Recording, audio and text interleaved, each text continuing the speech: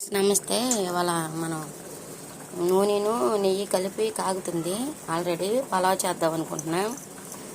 ఇదే mutton curry ఉడికిపోతుంది. Already ఉడికిపోవచ్చింది, దగ్గరికి వచ్చింది, ఒక బోన్ వచ్చింది. పలావ్ చేద్దామని ప్రిపేర్ అయిపోయా. బియ్యం కడిగి నానబెట్టుకున్నా. హోల్ గరం మసాలా, చెక్క, లవంగాయలు, దాల్చిన చెక్క, లవంగాయ, ఇలాచి, బిర్యానీ ఆకు కలిపి ఇలా పెట్టుకున్నా.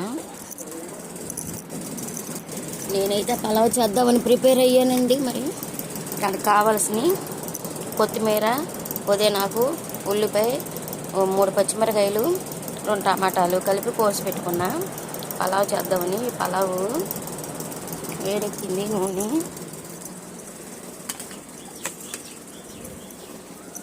ముందుగా దినుసులు వేసుకోవాలి.